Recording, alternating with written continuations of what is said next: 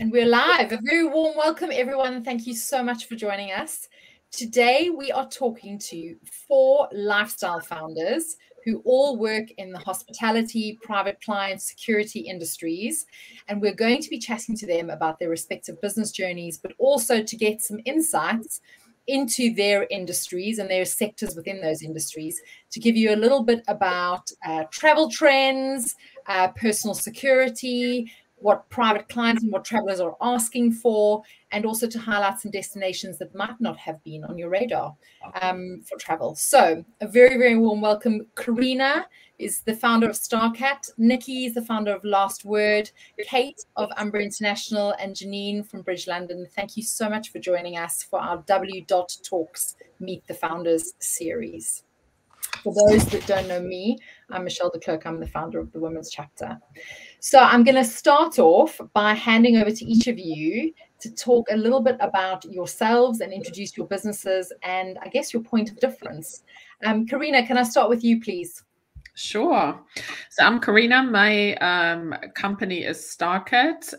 We are Middle East specialists and we do consulting and training all around the Middle East. So we help professionals or companies that want to go out to the Gulf region and become successful.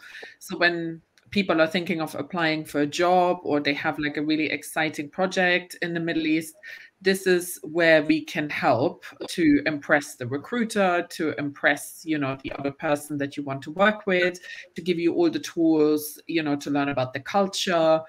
And the Arabic culture is obviously so different to the Western culture. So we like to be the link and bring it all together.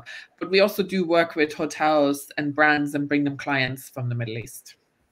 Brilliant. Thank you, Corina. And for those of you that don't follow Corina on LinkedIn, you really should, because she's the greatest ambassador for the Middle East and is always sharing these incredible pearls of wisdom about the culture, about travel destinations, anything you could possibly think of. And her content is really, really engaging. So give her a follow. Thank you so much, Corina. Nicky, can I please hand over to you?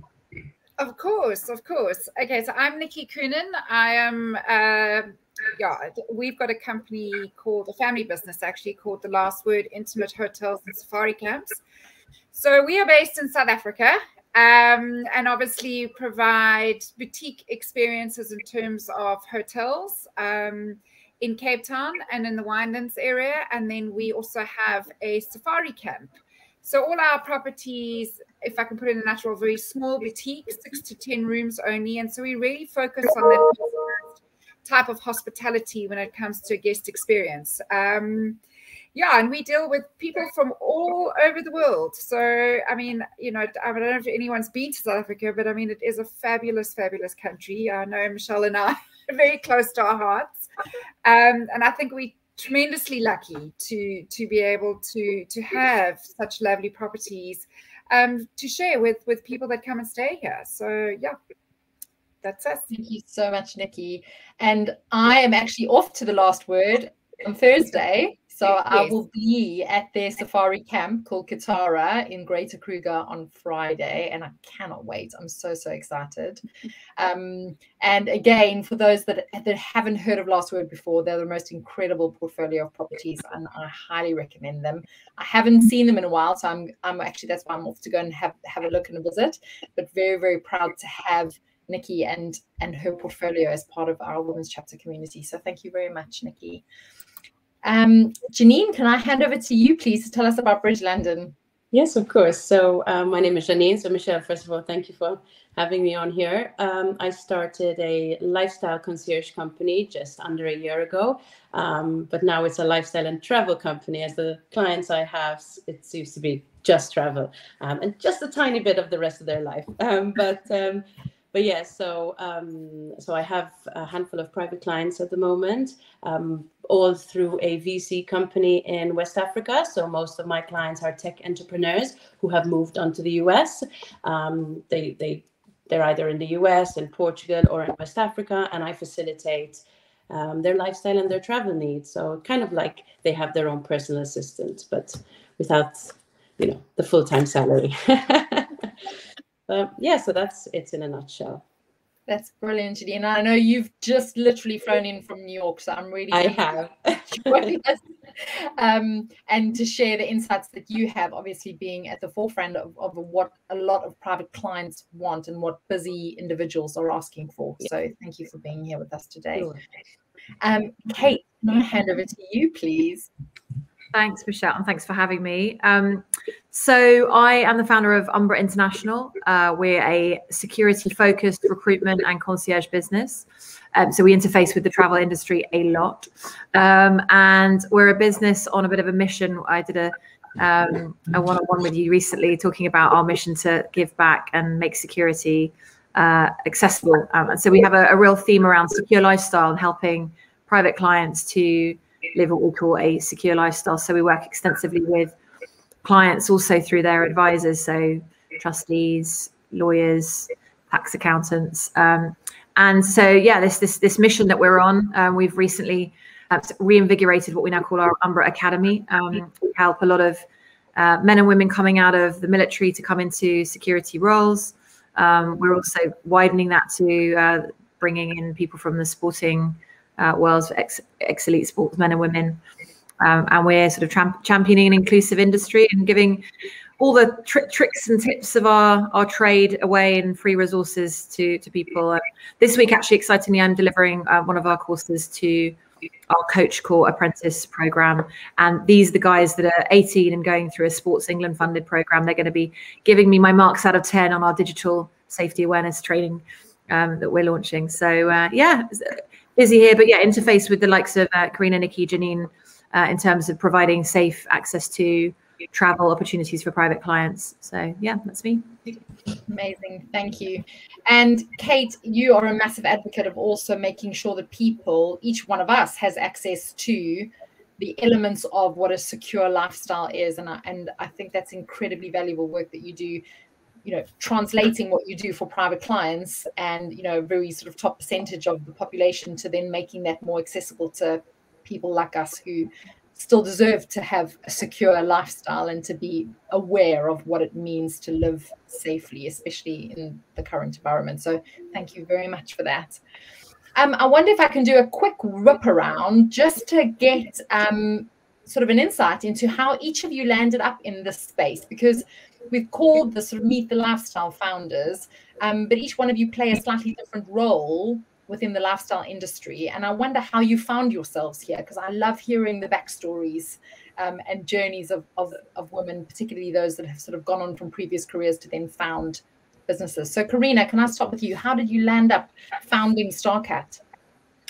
I think a lot of it for me also, had to do with I was dealing so much with clients from the Middle East. And then I saw when they came over, even in just sort of like my friend circles and everything, how misunderstood a lot of it was and how people had this impression that, you know, the Middle East was this, and when in reality it was actually really different because people had seen certain things on the media or they've never really met anybody properly. So for me, I was like, you know, I really actually want to do these people justice because I have had nothing but, you know, hospitality extended to me, and people have been so warm and welcomed me and their families.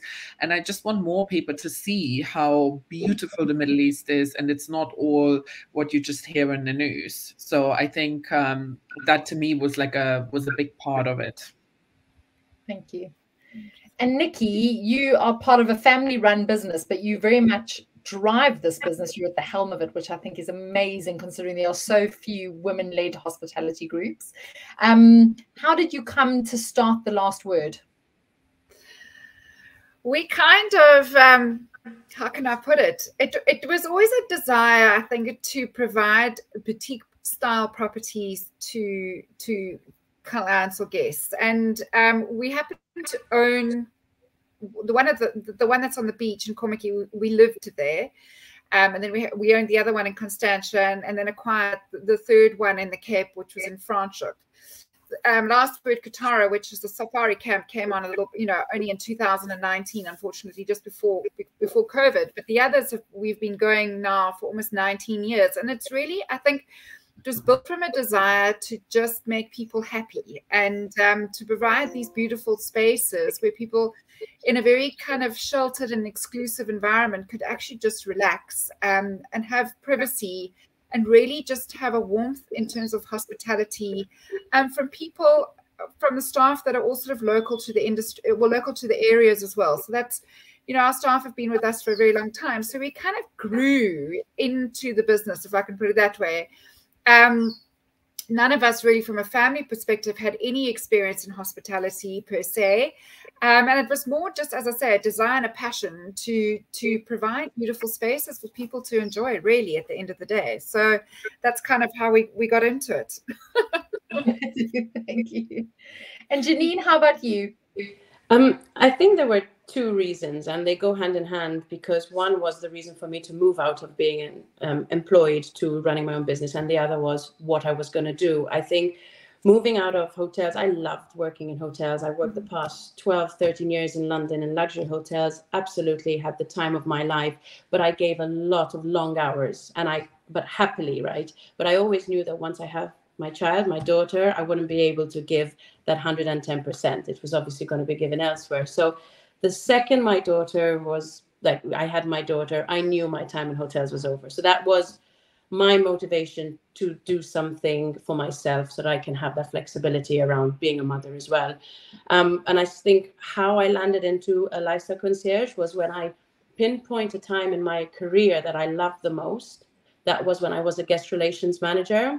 And I spent 90% of my time in the lobby or in the restaurants with guests, just listening to their stories. And literally they saw me. I was the face day in, day out. And they would come to me and ask me for questions that they would normally go to a concierge or to reception or to reservations. And when I got those questions, I never wanted to be the one to then go to concierge and go, can you help? I wanted to follow through to the end and really make sure that the end result is as I would expect the guests to receive. Not that I didn't trust my colleagues, please. It was never that. It was just me wanting to follow through in every request. So when it came to what I was going to do, it was the obvious choice that I need to do that and facilitate my guests' requests from start to finish. So that's how it came about. And Kate, how about you? Because you wear multiple hats in the sort of private client space, and you also have been the go-to for, you know, kind of making things happen for private clients. How did you land up doing this work? Well, actually, listening to everybody, it's a little bit of everyone's really. There's sort of finding that people asked you for things, and you sort of set up a business, not wanting to have one employer. Why have one private client when you can have multiple private clients? But I think because it all started for me actually working on the client side, a bit like you, Janine, that whole experience of working in family office and the 15 years that I spent doing the hardest job in the world, which is the gatekeeper, that is the PA, executive assistant, and then chief of staff. A bit like the other ladies, you know, you get asked these questions, and the more you get asked these questions, the more you think you wanna help. I guess it's that sort of problem solver innately within me. But I guess the light bulb moment, certainly for me in setting up the business, I mean, I always say the business set itself up, and necessity is always the mother of invention, if that's the right way of saying that saying. But I actually went and did some very lateral training. So I did my close protection training when I was still working on the client side. And suddenly, I think from the moment that I did that training, I saw that there was just a whole different way that security could look and feel, and not least of which from a sort of a gender lens, but more in terms of this idea of it being really discreet and invisible, but that also all the things that I was helping clients to access in terms of now what we call a secure lifestyle as the sort of the main theme of the business, but that it was not rocket science, security industry. And that actually now we champion the whole industry in bringing the best of the best to the table. So, you know, we pride ourselves on understanding not just on the physical side of the house, but digitally and reputationally what clients are needing, looking at trends, looking at, you know, trying to sort of translate that into understanding where the best possible supply chain is for, you know, biometric home security systems, you know, understanding who the best legal representatives are when somebody's dealing with a reputational issue. So for me, I think I definitely had a light bulb moment, but I think the the inspiration certainly remains within that, what you've just said to me, Michelle. You ask any EA working for any high profile, low profile private client to get something done, and they'll get it done, and they'll get it done real good. So I think what happened with me was this extra additional angle of security came along. And then the opportunity to really champion an industry, but also turn that industry into a way more sort of outward looking, and share those tools with hopefully the world is our mission. So thank you. And just listening to all of you talk, because I also work in the hospitality industry, and so it's something that's very close to my heart as well. But I wonder if you have the experience that you have brought you to a point where nothing would shock you, nothing you ever got asked for. For sure. In hotels, I think you're forever shocked, but forever used to that shock. I don't know. It's crazy. Yeah, especially when you've been working in the industry for a long time. And it gives you a really unique insight into human nature, I think. Yeah. When you work with people in a hospitality setting, and when you're a problem solver, essentially. Which is a really key part, I think, of being an efficient player in the lifestyle industries, that you need to constantly be a troubleshooter and a problem solver and coming up with really unique solutions to problems. Speaking of problems, the last 2.5 years have been unprecedented, and I don't want to drill too much on the kind of negative elements, but I wonder if maybe each of you could share a challenge that you faced, but on the flip side of that, has there been an opportunity that's come out of it? We've all learned a lot about our businesses and ourselves over the last 2.5 years. Can you possibly share something that you've faced and learned, or even maybe there's still a challenge you are still facing? Corina, can I start with you? I think one of the biggest challenges was to sort of stay on top of when people were traveling. Certainly for me, when people were coming from the Middle East to the UK, what were the new regulations? Had they changed again? Have they changed by country, or vice versa? If you were going there, what were the regulations in the country? And sometimes within one country, you would have two different sets of rules. So for example, you would go to Dubai and everything was open, but if you wanted to go to Abu Dhabi, you had to go via a border and submit a PCR test or whatever. And to try and stay on top of all of these regulations all the time, I think were quite challenging. I think on the other hand, I think it also gave an opportunity to connect with clients in a different way, because you had to constantly think about, how can I relay that information to them, and is there a new way, or can I use certain social media in a different way that maybe I haven't used before? So I think it all had sort of pros and cons, but I think it kept us all on our toes all the time. No, and Corina, you've made a really important point there, I think, about new social media platforms, new ways to communicate, but also just how connected we realized we could be through the likes of LinkedIn, WhatsApp, etc. And I know for your market, a lot of business is done on WhatsApp, and it's become a major platform for people to communicate with their guests, with their clients, with their peers. Yeah. No, I mean, definitely WhatsApp for sure. WhatsApp, I think, was always a big platform. What really surprised me was that LinkedIn had really taken off in the Middle East, and in particular, when you look to Saudi. I mean, Saudi is so active on LinkedIn; it's unbelievable, even more so than any other country. And they hosted a future hospitality summit very recently, and that was live streamed on LinkedIn. So if you couldn't be there in person, you could actually watch it on LinkedIn, which was amazing. So I think it's great, because I think people have also discovered there's lots of new things that you can utilize, and maybe people, I think, have also discovered that maybe they don't need to fly for every single little meeting, and you can also utilize some of them a bit more, within keeping with the whole sustainability and everything. So I think there's lots of new opportunities. Thank you. And Nicky, how about you? Because obviously the last 2 years of lockdown meant hotels largely were closed. Yeah. So how did you navigate that, and have you been able to turn any of it into a positive?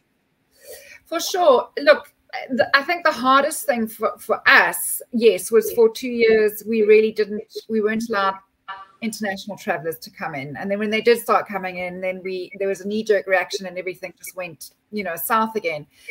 So from a hotel point of view, I think the last 2 years, the biggest challenge, besides obviously the lack of business, is staff. And, we've managed, thankfully, to retain all our staff and, keep them on board. They've been very understanding. But from a point of view from South Africa, that is one of the biggest challenges that the industry that we sit in at the moment sees. So because of the long sort of process of not knowing, a lot of staff were obviously either retrenched or let go, and that obviously had its own socioeconomic issues and problems. What's happening now is that the industry is starting to recover, and we're seeing the uptick enormously in terms of inquiries coming through and requests. But what is happening is that a lot of the talent pool has moved off into a different industry or for various reasons. So you sort of move from one sort of issue and challenge into the next one. But I must say it's all incredibly, incredibly positive. And we're quite a resilient sort of nation. We kind of get hit with a few things and then we sort of get up and we carry on. And it will come right. I mean, we're already seeing the enormous, as I say, uptick in inquiries coming through, and they might not, all translate into conversions for this year, but certainly going into 2023, we're definitely seeing that sort of happening. So that for us is a massive thing. And in turn, what comes with that is obviously, the re-employment of people and the generation of incomes and stuff, because that has really been the biggest issue surrounding our industry at the moment. And they'll be there. It'll be a bit of a legacy for a bit, or not legacy, should I say, a little bit of a hangover maybe. But it'll eventually correct itself, and it'll come right. And I think that's where everybody's sort of sitting at the moment, from that point of view. But it hasn't been easy. But yeah, we're getting there. We're getting there. As I saw when you were talking about resourcing and staff that everybody was nodding. I think that's been a challenge across so many industries. As you were talking about, people moving from one industry into another, and I think hospitality all over the world has been really hard hit by that. And you can't blame people for looking for work in other sectors. But congratulations on keeping all of your staff employed over all of that time. I think it's something that a lot of people weren't able to do. A lot of less established groups. Yeah. Janine, how about you? I mean, what was the impact for you in terms of the clients you look after? Their I lost you there. Sorry, I lost you there. I was just saying, what was the impact for you, and how have you navigated that? Well, funnily enough, COVID has not impacted me at all, and I'll tell you why. Because during most of COVID, I was on maternity leave, so I was navigating a whole different other thing. I think my problem came as I came out of maternity leave. I was still needing to catch up on all this Zoom and this whole technology that started. But I started my business just under a year ago, so that was August 2021. So by then, I think I got the last bit of travel restrictions. So like Corina said, there was so much information out there. So the second my clients wanted to travel, I was all over the place trying to figure out, and even the information you're reading, sometimes it's so complicated within the same document that you're trying to understand. So I kind of, that wasn't the biggest challenge. I think my biggest challenge was learning how to run a business from all angles. I've always been in operations, but now I needed to be my PR, I needed to be finance, I needed to be everything. And I think that was my biggest challenge. And it still is, but I'm allowing myself to make all the mistakes and learning from them. But yes, I can't contribute into the COVID challenges. but lucky you, everyone who worked through it though. Yeah, the best time to be on maternity leave and to be at home cuddling your baby. Kate, how about you? What were your sort of insights around the last 2 years, and what have you learned from that? Well, so I think going back to what Corina was saying about this huge amount of sort of change and learning to live with change, I think was probably the biggest learning curve for me as a business owner. I think that keeping myself resilient to that constant sort of drawdown, and in our sector, I think, you know, I'm hardwired for crisis management. That's like sort of, you cut me open and I've got like a problem solver written throughout me. And so obviously, you know, there were the different kind of phases of COVID, and I think it's really important to think of it also as the ticker tape still landing. It's not over. You know, it's been a huge seismic shift, and I think we need to all give ourselves a bit of grace, particularly running businesses through other changes that have happened since then. But I think for us, in terms of the industry, I think there's been a huge amount of there was a huge amount of opportunity, but based on the fact that a lot of security is predicated on movement. So whether that's, you know, getting out of a country, going to a place, leaving your home.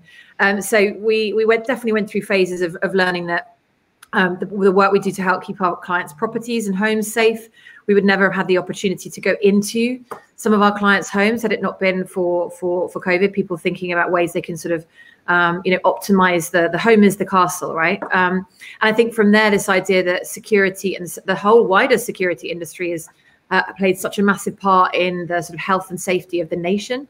You know, a lot of that trickled down into the sort of roles that our candidates were taking on the security side, involved, you know, temperature checking at one stage. So, you know, you really were seeing security as being that kind of first port of call into and out of venues and properties and things like that. And I think definitely the hands-off opportunities that digital has provided. I mean, like you, Janine, I mean, I think it was the point where I'd learned Zoom, I'd learned Teams, and someone told me about Blue Jeans or something like that in like June of 2020, and I was like, I'm tapping out. I can't do another platform. But definitely, like, keeping alive to seeing the challenges of sort of hands off, as I call it, without having to kind of go and travel to see a client. I think there's definitely a benefit to that. I think it's the challenge for me particularly has been replacing that with creating an instant relationship through a screen.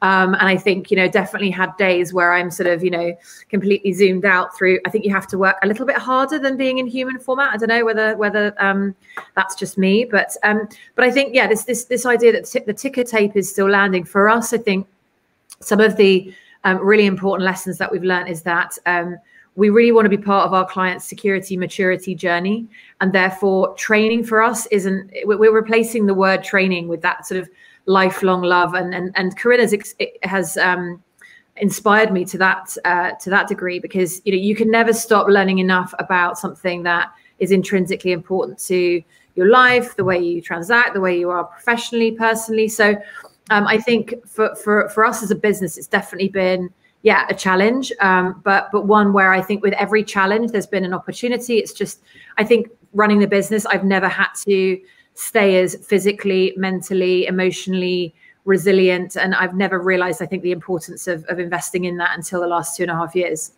So yeah.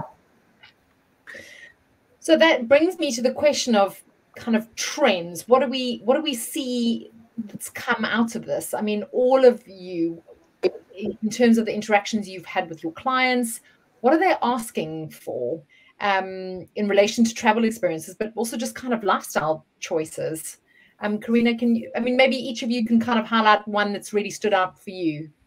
Corina, can I start with you? I think for me, the word that would come to mind is sort of like seamless. Anything that makes your life easy, where you can save time, whether it be at the airport or somewhere else, or somebody give you the information, that will make all the difference. And that, I think, is also the definition of luxury. You don't have to wait for your room. You don't have to wait for this. It's there. Exactly. Somebody's there to give you the answer.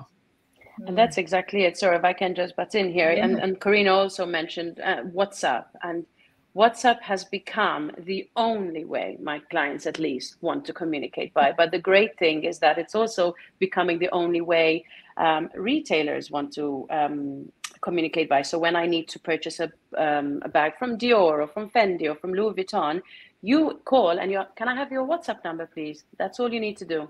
And you get your WhatsApp number, and suddenly you have them on WhatsApp. So if a client asks you for a bag in 3 days' time, in 2 seconds, you WhatsApp Louis Vuitton and you have an answer. And you can purchase, you can do everything through WhatsApp. And that has just reduced time so much, which is brilliant. Isn't it just really funny that people don't really want to talk on the phone anymore? People just want to like WhatsApp in their own time, right? And I still love the phone. So every time I do, can we have a quick recap? And they're like, okay. But no, WhatsApp is great, especially with suppliers. The fact that suppliers are now on WhatsApp, it makes, I can be anywhere in this world and I can still work just as hard as if I'm in my home office. So it's really good. Nicky, do you have anything to add to that? What are you finding guests are asking for when they're coming, or ahead of coming? Are there special requests that are coming through that might not have been before? I think definitely for us, the roundabout change from our client or guests and in terms of experiences, the fact that we are so small. So we see now when we go out into the trade environment, and now we've started to engage obviously with the travel agents and the tour operators and those sort of people again. The requests that are coming through are more for boutique exclusive kind of properties. So it doesn't mean necessarily exclusive use, but if you have a multi-generational family or a group traveling together, they want a boutique style property that's maybe only 6 rooms that they can take over entirely and be in their little bubble per se. And although, COVID is on its way out, there's definitely a mind shift to looking at that kind of accommodation going forward. So we're finding the huge bonus or opportunity for us has been the fact that there's an enormous movement away from going into the bigger hotel environments, that normally sat at the waterfront in the city center, that were just, an enormous amount of people, hustle and bustle and stuff like that. The people are just wanting everything a lot more slowed down, a lot more kind of at their own pace, spending a lot more time at a property. So instead of being on a typical itinerary to South Africa,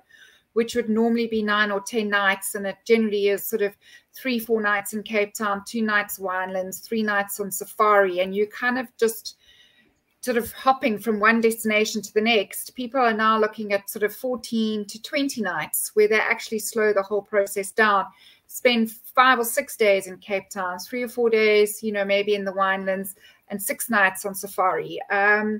They just want to take their time and in a smaller sort of environment. So those are the kind of things that we are seeing a huge uptick in terms of that. And they're just looking, I think, also just to tap on the luxury thing.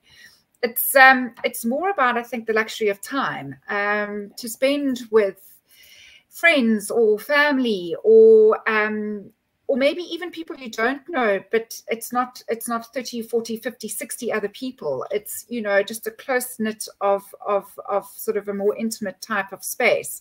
So yeah, for us, that's definitely a huge thing that we're seeing. I love that this conversation has naturally led into that definition of luxury, or the redefinition of luxury, because it's such an overused, abused word. And it means different things to different people. So, I mean, you were talking, Corina, about ease and seamlessness, convenience, and Nicky, you talking about time. And absolutely, I think those have largely dictated the sorts of travel experience, but lifestyle choices that people are making now. And Kate, I mean, do you think these kind of elements naturally sort of seem to lend themselves toward security? Because in a smaller group, as a multi-gen, if you're traveling as a family, people are craving that closeness, but also the security that comes with that. Totally. And Nicky, I'm gonna call you because you just described my most ideal dream 20 days down your neck of the woods. It's been a few years since I've been back, so yeah, I'll be giving you a call. But as Nicky was talking, also I was dreaming about the winelands. But this whole idea of hyper personalization, it's a huge area for us as a business. This idea that you can be safer. So safe is obviously a key word for us. What is safe? There's a sort of primary consideration about, risk assessment to a place that's not the sort of the home country, knowing the country. That's why experts and specialists in the areas that our clients are going to are so important. Because it's that on the ground experience, and it's also the changing geopolitical environment that we find ourselves in as well. Knowing that you've got those really good lines into people that can keep that temperature check of things as they change. That's super important to our clients. But hyper personalization, I mean, I think one of the things that through COVID we were seeing a lot of, and still now as I talk about the ticker tape, is something that still remained quite a sort of common request, is this idea of chaperoning. And so personal recommendations, but also I think it was tied in with some of the airlines stopping doing their unaccompanied minor service. So of course we have a lot of operators, particularly female, and so a really good way of getting children, particularly living multi-jurisdictional lives, or children of parents who are perhaps separated across time zones, and sharing agreements now in this globalized world is bonkers. You can live part of a month in one place, and certainly where schooling is now for some of our clients remote. So I think this idea of chaperoning, and I think also this idea that I love this idea of time, Nicky, and I think time for our clients as well, like maximizing that, so because it's the thing that's in shortest supply, and so that the safety considerations don't get in the way. Actually, we're being leaned on a lot more for these personal recommendations so that time can be maximized, and efficiency is then being linked back to reducing risk, and so the sort of the cycle continues. But I think for me also, a lot of what we're seeing, and I love the use and the mention of WhatsApp. It's brilliant. I would give a little shout out to the Humble Signal app at this stage. A lot of our clients are starting to move across to Signal. It's arguably at the moment, as a snapshot in time, a platform that I think and goes through our sort of our lens of how safe is that tech. And it's something that's increasingly now, particularly when we're dealing with subject matter experts across digital and cyber, it's become a default way of communicating. So I would say that don't forget other platforms. There's plenty of others, Threema and Wicker and things like that. But I would say that what we've seen is that clients want to understand the safest, most convenient, most hyper-personalized way that they can achieve this time maximization. So I need every single human on the screen to help me to realize that for my clients. So yeah, it's intrinsically woven through the whole travel experience from our perspective. And if I can say something about luxury though, and a luxury trend that I've seen change, but not just the past year, but as high net worth clients are becoming younger and younger, it seems the type of luxury that people are looking for is no longer your classic luxury. It's you're hip, you're unique, you're trendy, your DJ starts at 7 o'clock in the lobby, and and it's funny that luxury now is changing, and I've worked in classic luxury for the past few years, so that's just to add another trend that I've seen change in terms of what luxury is being defined as. Yeah, no, and I would agree with you, Janine. I think, for me, luxury has never been about kind of over the top, gold taps and that kind of thing. And there are still some people that is really valuable to them, but I think it's always about the human connection. Yeah, and that's true. And that has become even more prominent now after what we experienced, where, if you are going to connect with somebody face to face, you want to feel understood, you want to feel known, you want somebody to consider your need. And I guess everyone who's in the hospitality industry has that opportunity to make guests feel that way. Or if you work with private clients, that feeling that everybody wants to feel understood. And then with that, obviously, is the time element, because the less time you need to take to explain yourself, the more efficient you're being in terms of maximizing your time, but also making meaningful connections. Nicky, you touched on something about people traveling for longer. And I wonder what all of you thought. Do you think that's down to the safety side of it, that if people are going to take a flight, they want to go to one place, they might spend more money and more time there, that there's less, maybe, are people being more mindful around how often they fly, and is that a security or a health measure, or is it environmentally driven? I don't know what your views are on that. Me? Yeah, well, if we can start with you, Nicky. I think it's more for us. It's just, if I can jump in there, it's more about just taking it a lot slower and just, you know, taking your time. Because also what's happened is that I think what COVID has also taught us is exactly this. We can chat on Zoom or we can work remotely. So you can go away out of the office, let's call it, for, you know, a lot longer, a couple more weeks or a couple more days, still manage to do some work if you need to. And it is just slowing that whole pace down. So that's why we're seeing these sort of itineraries, spending a lot more time in a place, learning the culture, understanding and sort of immersing yourself into it. And before you move on. So it's not, you know, your two night, if I can put it that way. It's really kind of just getting involved and spending more time there. But at the same time, you can possibly do some semblance of work if you choose to. Yeah. Or online schooling. I mean, that's another thing that's also, you know, come out, is the fact that the schools, I don't know about so much overseas, but here they're a little bit more open to allowing, you know, the online schooling element of it to happen. Not on a permanent basis, but certainly there's a little bit of flexibility. No, I think I'll go bad. As you can see, mine are hovering in the background here because they're on school holidays. Sorry. It's okay. But yeah, no, it's a challenge. You sort of get there. Corina, are you seeing that with travel to the Middle East? Are people willing to spend more time there? Or do you think there's still work that needs to be done around raising awareness for what an incredible destination it is? I mean, I definitely think there's still a lot more work to be done. And I think it's also, again, I think I touched on this earlier, it depends from country to country where you're going, because the restrictions in between certain countries, there's still some that have more, or they sort of like guard the whole COVID situation much more. So for example, when I was in Qatar in May, I felt they probably had like the strictest of restrictions out of all of them. But yeah, definitely. I think for Saudi, in my opinion, there's still so much more to be done for people to be educated what they can do.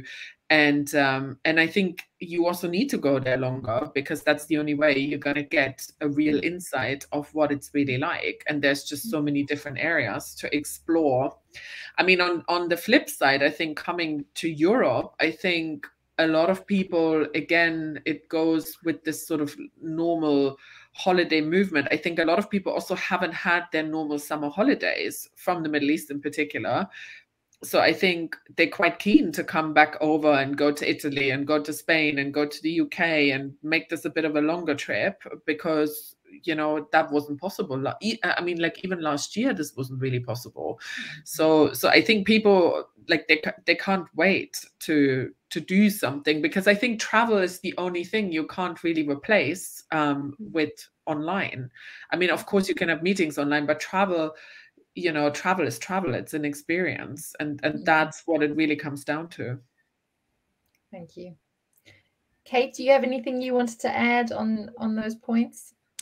No, I think just echoing this idea of as founders of businesses, I'm absolutely, I'm writing notes down about what everyone's saying, because I think we've probably lived through an experience that no other business founders will live through, and it just strikes me that although I'm a sort of slightly left field in terms of security, I'm learning every day about how other businesses are sort of the methodologies that they're using, and particularly great to hear from other other women in this area as well. So yeah, and thank you, Michelle, for this opportunity. It's you never get thanked enough, I think, to give us this platform and this voice to talk about the things that we're dealing with. So thank you.